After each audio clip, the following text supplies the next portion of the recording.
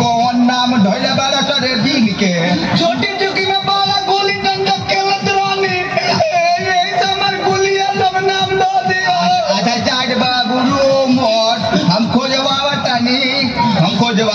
ए दरोगा जी वे गोमन मेरा रियो अच्छा ना तो लोग पाँच को रखेला ना हमरा के खाना बना के खियाई अच्छा माई न की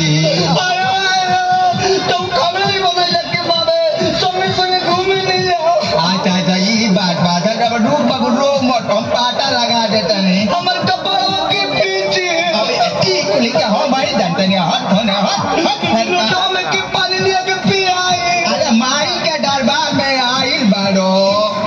धीरा ढोरो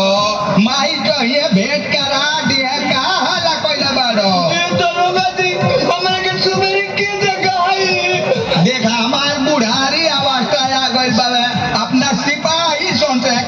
तारी जाके खोज दियो तो हाला मोट को चल चली दरोगा जी चली तनी खोजी हट देखे भिंडुक पर बैठो रहो तो यही भिंडुक पर से हटी है मोट ना हम रोबरे लग रोएम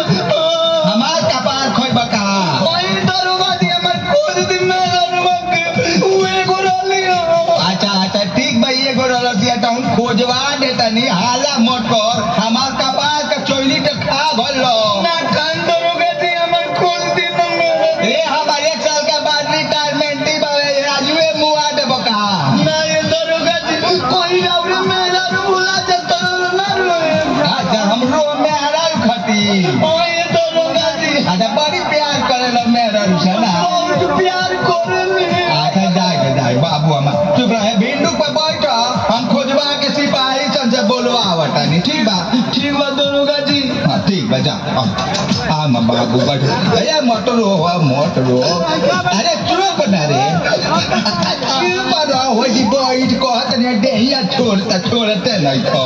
दरोगा